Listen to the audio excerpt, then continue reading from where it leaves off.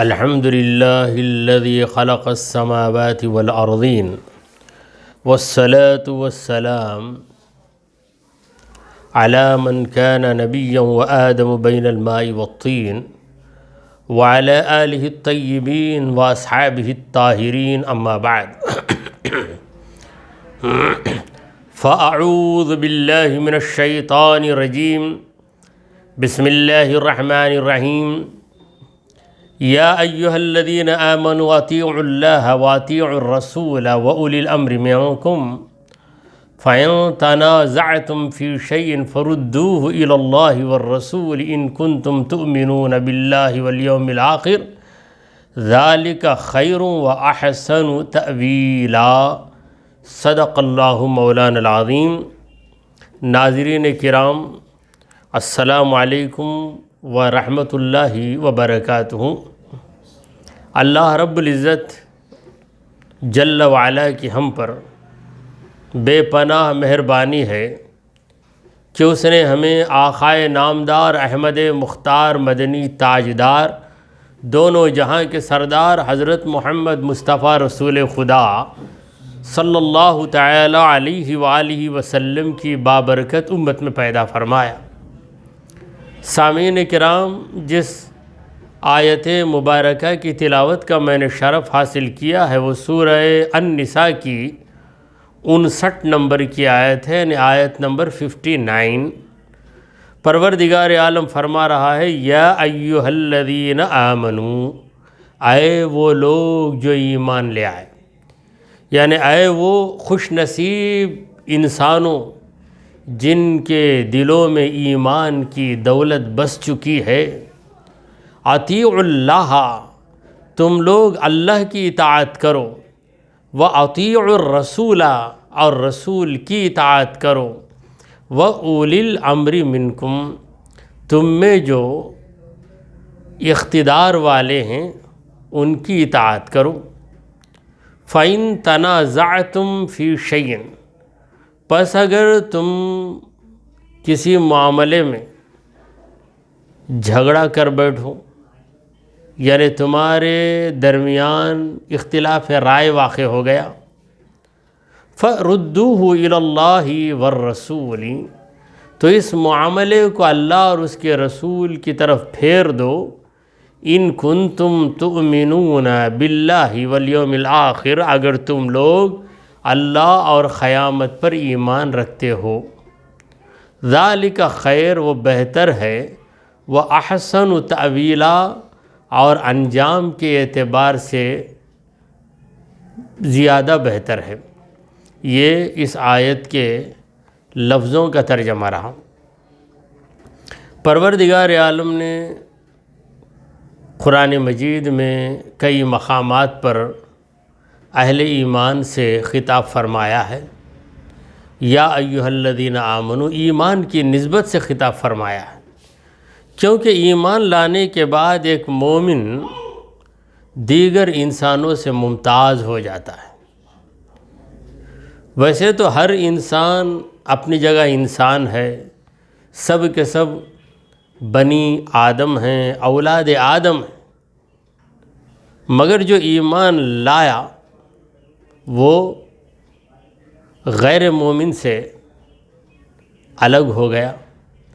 اب مومن کے لیے شریعت کی پابندی لازمی ہو گئی، اتباع رسول اس کے لیے ایک لازمی چیز ہو گئی، اور پھر وہ حلال و حرام کے درمیان فرق کر کے زندگی گزارنے کا ذمہ دار بن گیا۔ تو ایمان کی نسبت سے اللہ تعالیٰ نے اہل ایمان کو پکارا اور فرمایا یا ایھا الذین آمنو، اے مومنو، اطیعوا اللہ، اللہ کی اطاعت کرو۔ اللہ کی اطاعت یعنی اللہ کے احکام پر چلو، اللہ کے حکموں کو تسلیم کر لو، وَأَطِيعُوا الرَّسُولَ، اور رسول کی بھی اطاعت کرو۔ تو اللہ کی اطاعت پھر رسول کی اطاعت، یہ علیحدہ حکم کیوں دیا گیا؟ تو اطیع اللہ پر کوئی یہ خیال ظاہر کر سکتا ہے کہ اللہ کی اطاعت بس ہے، اللہ کے احکام جو قرآن میں آئے ہیں ان حکموں کو ہم سمجھیں گے اور ان پہ عمل کریں گے۔ تو پروردگار نے کہا کہ سنو اے نادانو، اللہ کی اطاعت کے بعد بلکہ اللہ کی اطاعت کے ساتھ رسول کی اطاعت لازمی ہے۔ رسول کی اطاعت کے بغیر اللہ کی اطاعت حاصل نہیں ہو سکتی۔ اس حقیقت کو اللہ تعالیٰ نے ایک اور مقام پر ان لفظوں میں واضح کر دیا، وَمَن يُطِعِ الرَّسُولَ فَقَدْ أَطَاعَ اللَّهَ، جو رسول کی اطاعت کرے گا تو یقیناً وہی شخص اللہ کی اطاعت کرے گا۔ رسول کی اطاعت کے بغیر اللہ کی اطاعت حاصل نہیں ہو سکتی۔ تو رسول کا ذکر علیحدہ جو کیا گیا ہے، اس کا مقصد یہ ہے کہ رسول کریم صلی اللہ علیہ وسلم کی ہستی کا تصور تمہارے ذہنوں میں نقش ہو جائے۔ پھر وَأُولِي الْأَمْرِ مِنْكُمْ، تم میں جو اولو الامر ہیں، اولو الامر سے مراد وقت کے حاکم، اور اولو الامر سے مراد علماء کرام۔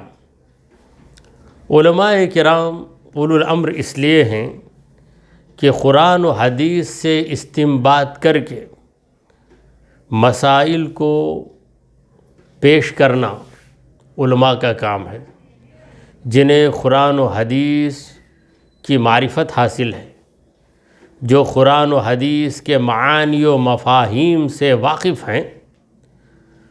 تو اللہ کی اطاعت کرو، رسول کی اطاعت کرو، پھر علماء کرام کی اطاعت کرو، اہل علم کی اطاعت کرو۔ تو یہ تینوں اطاعتیں الگ الگ نہیں ہیں، بلکہ یہ ایک دوسرے سے اس طرح مربوط ہیں، یہ ایک دوسرے سے اس طرح کنیکٹڈ ہیں کہ ایک کی اطاعت چھوڑو تو دوسرے کی اطاعت نہیں ہوتی۔ رسول کی اطاعت چھوڑ دے کوئی تو اللہ کی اطاعت نہیں کر سکتا۔ اور رسول کریم صلی اللہ علیہ وسلم کے صحابہ اور پھر ہر دور کے علماء، اگر علماء کی اطاعت کوئی چھوڑ دے تو وہ بھی رسول کریم صلی اللہ علیہ وسلم کی اطاعت کر نہیں سکتا، کیونکہ رسول کریم صلی اللہ علیہ وسلم کی باتوں کا مفہوم علماء کرام ہی سمجھاتے ہیں۔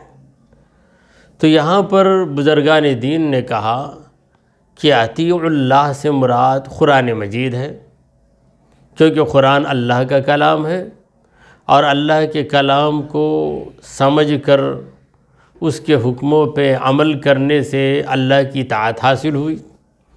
اور وہ اطیع الرسول سے مراد احادیث کا ذخیرہ ہے، احادیث طیبہ پڑھ کر سمجھ کر احادیث پر عمل پیرا جو ہو جائے اسے اطاعت رسول حاصل ہو جاتی ہے۔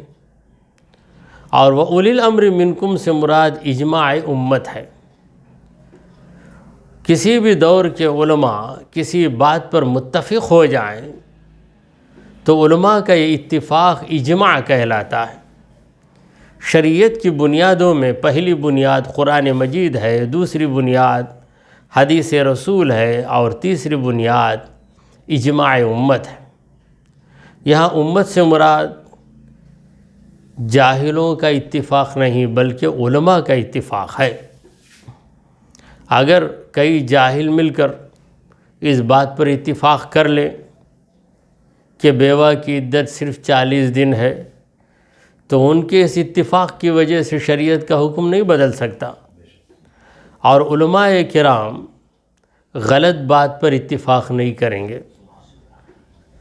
کیونکہ انہیں علم کی روشنی حاصل ہے، وہ قرآن و حدیث کی باتوں سے باخبر ہیں۔ پھر اجماع کے بعد ایک ایسی صورت ہے جس میں علماء کے درمیان ہی اختلاف ہو جائے، علماء کا ایک فریق کچھ کہے، دوسرا فریق کچھ کہے، تو ایسی صورت میں کیا کرنا چاہیے؟ تو علماء کو قیاس سے کام لینا پڑے گا، اور جس کا جو قیاس ہوگا وہ اس کا اجتہاد ہوگا، تو اجتہاد پر وہ عمل کرے گا تو اسے بھی ثواب ملے گا، اور اس کے جو متبعین ہیں، فالوئرز ہیں، ان کو بھی ثواب ملے گا۔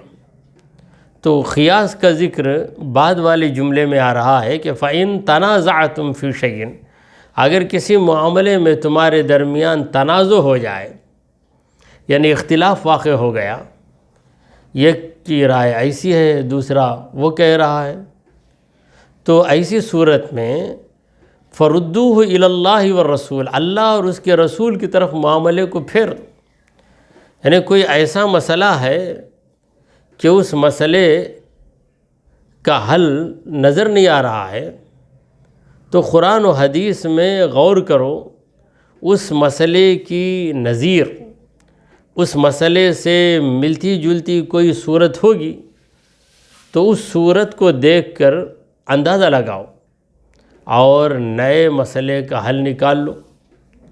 یہ کام تم کو کرنا ہے، قرآن سے احکام کو لینا ہے، حدیثوں سے احکام کو لینا ہے، پھر صحابہ کا اجماع، صحابہ کے بعد ہر دور کے علماء، اہل علم کا اجماع، اس کو اپنانا ہے۔ پھر جب اجماع نہ ہو کسی بات پر، اختلاف واقع ہو جائے، تو ہر ایک اپنے اجتہاد پہ عمل کرے گا، اور اجتہاد کے لیے قیاس کی ضرورت ہے۔ تو یہ کام تم کرو اگر ان کنتم تؤمنون باللہ والیوم الآخر، اگر تم لوگ اللہ اور آخرت پر ایمان رکھتے ہو تو اس راستے کو اپناؤ۔ تو یہاں ان لوگوں کو عبرت حاصل کرنا چاہیے جو اجماع امت کا انکار کرتے ہیں اور قیاس کا بھی انکار کرتے ہیں، اور دعویٰ یہ کرتے ہیں کہ قرآن اور حدیث یہ دو چیزیں ہمارے لیے کافی ہیں۔ قرآن و حدیث یہ دو چیزیں کافی ہیں، اس بات سے کس مسلمان کو اختلاف ہے؟ مگر قرآن خود کہہ رہا ہے کہ اجماع امت اس کا بھی اعتبار کرو، تو یہ قرآن ہی سے لی گئی بات ہے۔ تو اجماع امت کا انکار کرنا گویا قرآن کی دی گئی اس ہدایت پہ عمل نہ کرنا ہے، یا قرآن مجید کے بتائے گئے اس اصول کا انکار کرنا ہے۔ اور قرآن ہی نے جو کہا کہ ردوہ الی اللہ والرسول، تو اس سے قیاس صحیح ثابت ہوتا ہے۔ تو قیاس صحیح کا انکار کرنا بھی اس آیت کے مضمون کا انکار کرنا ہے۔ تو جب تم قرآن، حدیث، اجماع و قیاس کو لے کر دین پر عمل کرو گے، ذالک خیر، وہ بہتر ہے تمہارے لیے، اسی میں بھلائی ملے گی تم کو، وَأَحْسَنُ تَأْوِيلًا، یعنی انجام کار بھی تمہارا بہتر ہوگا۔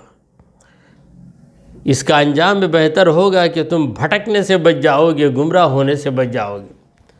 اگر ایسا نہ کرو گے تو ضرور گمراہ ہو جاؤ گے۔ یہاں پر سورہ نساء کا 8واں رکوع ختم ہوا۔ الم تر الی الذین یزعمون، اے میرے محبوب، کیا آپ نے نہ دیکھا ان لوگوں کو جو دعویٰ کرتے ہیں، الذین یزعمون، جو لوگ دعویٰ کرتے ہیں، انہم آمنوا، کہ وہ ایمان لے آئے، بما انزل الیک، اس کتاب پر جو آپ کی طرف اتاری گئی، وما انزل من قبلک، اور اس کتاب پر بھی ایمان لے آئے جو آپ سے پہلے اتاری گئی۔ یعنی جو لوگ یہ دعویٰ کرتے ہیں کہ ہم قرآن پر ایمان لائے، توریت و انجیل پر ایمان لے آئے، دعویٰ کرتے ہیں، مگر ہر دعویٰ کرنے والا سچا نہیں ہوتا۔ دعویٰ کرنے والے دو قسم کے ہیں، ایک وہ ہے جس کا دعویٰ سچا ہوتا ہے، اور دوسرا وہ ہے جس کا دعویٰ جھوٹا ہوتا ہے۔ اب سچے اور جھوٹے کو پرکھنے کا طریقہ کیا ہے؟ آزمائش۔ جب آزمائش ہوتی ہے تو پھر سچا اور جھوٹا ایک دوسرے سے جدا ہو جاتے ہیں۔ تو یہاں پر ایک منافق کا ذکر ہے جو بظاہر مسلمان تھا، اس کا جھگڑا ایک یہودی کے ساتھ ہو گیا، تو اپنا جھگڑا پیش کرنے کے لیے قاضی کی حیثیت سے کسے منتخب کیا جائے، یہ معاملہ کہاں پیش کیا جائے؟ یہودی نے کہا کہ رسول اللہ صلی اللہ علیہ وسلم کے پاس جائیں، حالانکہ وہ ایمان نہیں لایا، اور یہ جو منافق تھا بظاہر مسلمان تھا، اس نے کہا کہ نہیں، ہم یہودیوں کا جو پیشوا ہے اس کے پاس جائیں گے، کعب بن اشرف کے پاس جائیں گے۔ مگر یہودی نے کہا کہ مجھے یہ منظور نہیں ہے، کیونکہ یہودی تو تھا، مگر اس حقیقت سے وہ باخبر تھا کہ انصاف ملے گا تو صرف دربار رسول میں ملے گا۔ تو کسی بھی طرح یہودی نے اس منافق کو راضی کر لیا اور رسول کریم صلی اللہ علیہ وسلم کے پاس پہنچے۔ تو پروردگار کہتا ہے کہ یہ لوگ جو دعویٰ کرتے ہیں منافقین، انہم آمنو، کہ وہ ایمان لے آئے، قرآن پر بھی ایمان لائے، توریت پر بھی ایمان لائے، یعنی مسلمانوں کا جو دعویٰ ہے وہی دعویٰ یہ لوگ بھی کرتے ہیں۔ یریدون ان یتحاکموا الی الطاغوت، یہ لوگ ایک شیطان کے پاس اپنا مقدمہ پیش کرنا چاہتے ہیں، یعنی اپنے جھگڑے کا فیصلہ کرنے کے لیے یہ لوگ کہاں جانا چاہتے ہیں؟ طاغوت کی طرف۔ طاغوت وہ ہے جو باطل پر قائم ہے، شیطان، شریعت سے ٹکرانے والی ہر چیز طاغوت ہے، تو طاغوت کے پاس جانا چاہتے ہیں۔ وَقَدْ أُمِرُوا أَن يَكْفُرُوا بِهِ، حالانکہ انہیں یہ حکم دیا گیا ہے کہ وہ انکار کر دیں طاغوت کا، شرعی حکم مانیں۔ رسول کریم صلی اللہ علیہ وسلم کے زمانے میں شرعی حکم کیا تھا؟ جو نبی کریم صلی اللہ علیہ وسلم کی مبارک زبان سے نکل جائے وہی شرعی حکم۔ ایک عالم شریعت کا حکم بتائے تو ہم عالم سے پوچھ سکتے ہیں کہ آپ جو یہ حکم پیش فرمائے ہیں اس کا ثبوت دیجئے، اس کی دلیل دیجئے، اس کا کوئی حوالہ یا ریفرنس دیجئے، عالم سے پوچھ سکتے ہیں۔ مگر رسول کریم صلی اللہ علیہ وسلم سے کوئی پوچھ نہیں سکتا، کیونکہ رسول کسی کتاب کا حوالہ پیش نہیں کریں گے، رسول خود منبع ہے، سرچشمہ ہے، شریعت نبی کی زبان سے نکلنے والی چیز ہے، نبی کسی اور جگہ سے شریعت کو حاصل نہیں کرتے۔ تو نبی کریم صلی اللہ علیہ وسلم کے پاس جانے کے بجائے یہودی شیطان کے پاس جانے کے لیے یہ لوگ راضی ہوتے ہیں، یہ کیسے مومن ہیں؟ دعویٰ کر رہے ہیں، حالانکہ انہیں یہ حکم دیا گیا ہے کہ وہ طاغوت کا انکار کریں، شیطان کی بات نہ مانیں، خلاف شرع بات کو تسلیم نہ کریں۔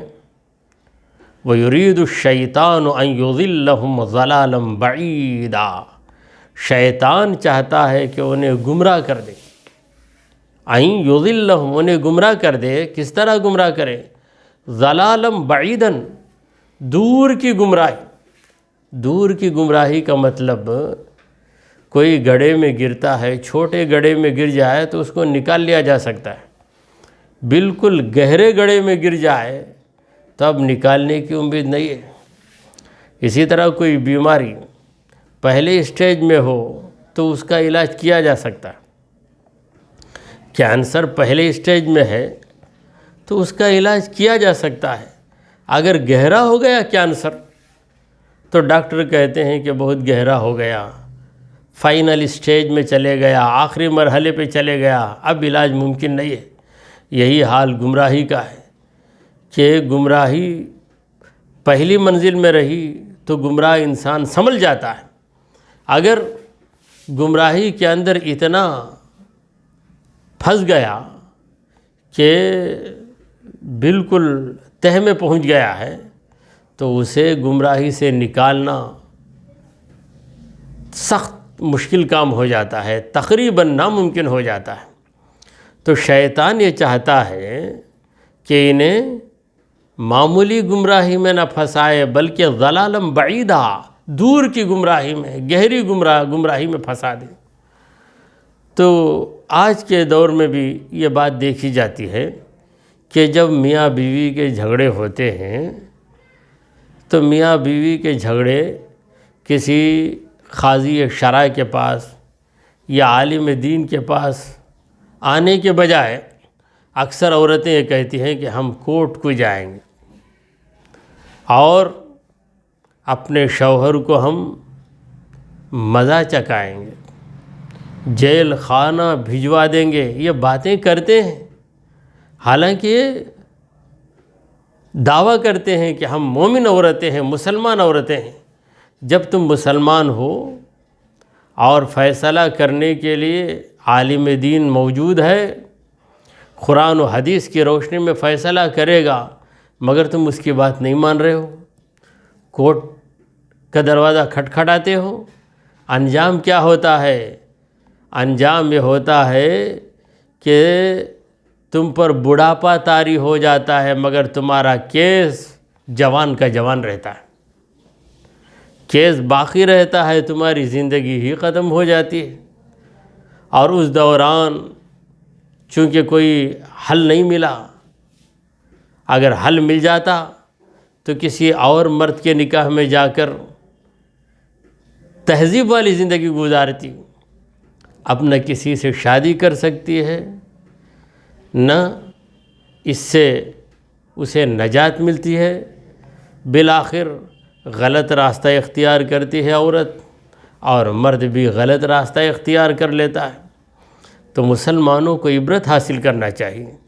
اسی طرح وراثت کے مسائل میں بھی شریعت کے احکام کو ماننے کے بجائے کتنے مسلمان کورٹ کو جاتے ہیں، انجام کار یہ ہوتا ہے کہ یہ تو تھے وارث، کورٹ میں جاتے جاتے ان کے وارث پیدا ہو گئے، ان کو موت آ گئی۔ تو اللہ تبارک و تعالیٰ فرما رہا ہے کہ تم مومن ہو تو اسلامی فیصلے کو اپنا لو، اس میں اگر تمہیں نقصان نظر آئے تو وہ نقصان بظاہر نقصان ہے اور اس نقصان کے اندر فائدہ پوشیدہ ہے جسے تم نہیں جانتے ہو۔ تو آج وراثت کے مسائل میں مثلاً ایک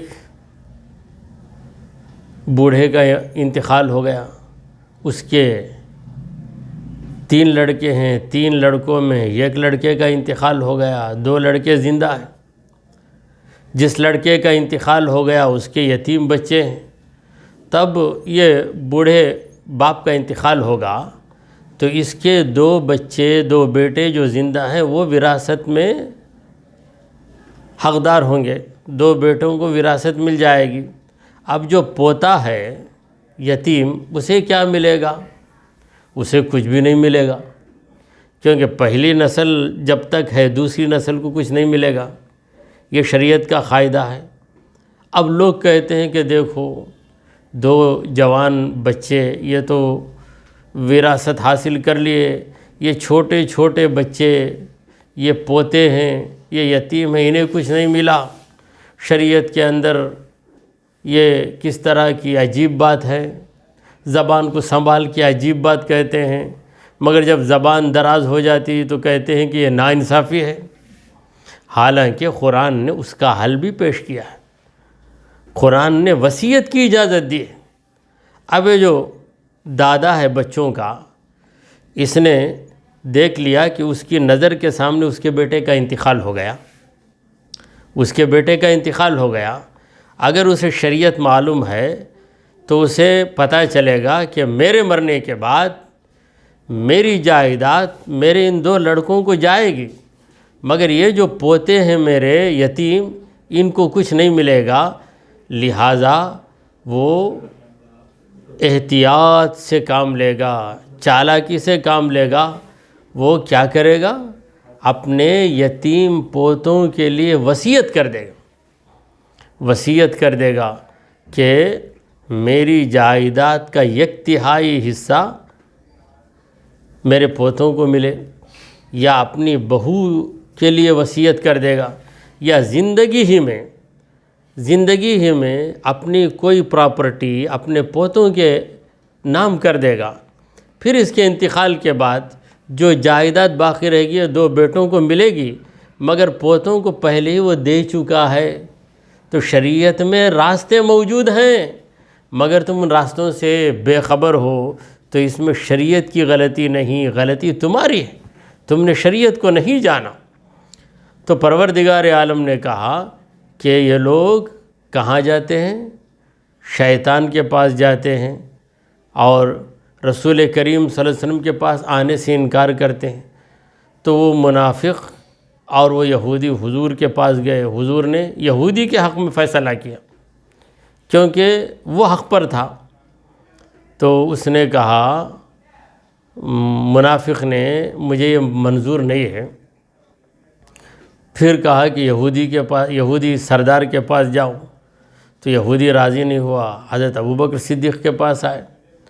حضرت ابوبکر صدیق رضی اللہ تعالیٰ عنہ نے بھی پوری بات سنی، سننے کے بعد کہا کہ یہودی حق پر ہے۔ تو دونوں جگہ ایک ہی نتیجہ ملا۔ حضرت عمر کے پاس آئے، کہا کہ تو کہاں جائے گا؟ یہودی نے کہا کہاں جائے گا؟ یہ منافق سوچا ہے کہ عمر جوشیلے انسان ہے، جوش میں یہودی کی بات نہیں سنیں گے، میں مسلمان ہوں، میری طرفداری کریں گے۔ اس نے حضرت عمر کا جو جوش دیکھا وہ ایمانی جوش تھا، ایمانی جوش کے اندر مکمل ہوش ہوتا ہے۔ تو حضرت عمر کے پاس آیا، حضرت عمر نے بات سنی، تو یہودی نے کہا کہ پہلے تو ہم رسول کریم صلی اللہ علیہ وسلم کے پاس گئے تھے۔ حضرت عمر نے پوچھا حضور نے کیا فرمایا؟ میری طرف فیصلہ فرما دیا، فیصلہ میری طرف کر دیا۔ تو یہ جو تمہارا مسلمان بھائی ہے، تمہارے مسلمان بھائی کو تمہارے رسول کا فیصلہ منظور نہیں ہے، تمہارے رسول کا فیصلہ منظور نہیں ہے۔ تو حضرت عمر نے کہا کہ یہیں ٹھہرو، مکانکما، فرمایا مکانکما، یہیں ٹھہرو تم لوگ۔ اندر گئے۔ منافق سوچ رہا تھا کہ اب حضرت عمر آئیں گے، حضور کے پاس جا کر کہیں گے کہ یہ مسلمان ہے، آپ نے اس کی مدد کیوں نہیں کی؟ مگر حضرت عمر نے اس کے برعکس کیا۔ اندر گئے، تلوار لے کر آئے اور منافق کی گردن اڑا دی۔ اسی وقت گردن اڑا دی اور کہا ہاکذا اغضی علی من لم یرض بقضاء رسول اللہ صلی اللہ علیہ وسلم، جو رسول اللہ کے فیصلے سے راضی نہیں ہوتا میں اس کا فیصلہ ایسا ہی کرتا ہوں۔ تو معاملہ ختم ہو گیا۔ پھر آیت کریمہ کا جو مفہوم ہے، جو مضمون ہے، اس کا تسلسل بعد والی آیت میں بھی جاری ہے۔ تو اسی پر اکتفا کرتے ہوئے دعا کیجئے کہ پروردگارا، ہم نے جو کچھ کہا اور سنا اسے قبول فرما لے۔ اے اللہ، ہمارے گناہوں کو معاف فرما، ہماری خطاؤں کو درگزر کر دے۔ اے رب کریم، ہمیں شریعت کے فیصلوں پر قائم رہنے کی توفیق عطا فرما، شریعت کے فیصلوں سے راضی رہنے کی توفیق عطا فرما، ہر شیطانی طاقت اور طاغوتی طاقت کے حملے سے ہمیں بچا لے۔ اے رب کریم، ہمارا خاتمہ ایمان کی حالت میں فرما۔ اے رب ذوالجلال، محشر کے دن ہماری لاج رکھ لے، ہم سب کو نبی کریم صلی اللہ تعالی علیہ وآلہ وسلم کی شفاعت نصیب فرما، حضور کے حوض کوثر کے پانی سے سیراب فرما۔ وصلی اللہ تعالی علی خیر خلقہ سیدنا ومولانا محمد وعلى آله وأصحابه أجمعين. الفاتحة. بسم الله الرحمن الرحيم. صراط الذين أنعمت عليهم الله تعالى.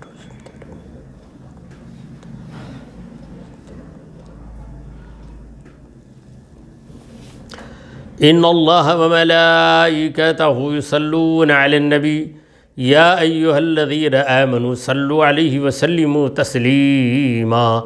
اللهم صل على سيدنا محمد وعلى آل سيدنا محمد. سبحان ربك رب العزة عما يصفون وسلام على المرسلين والحمد لله رب العالمين. لا إله إلا الله.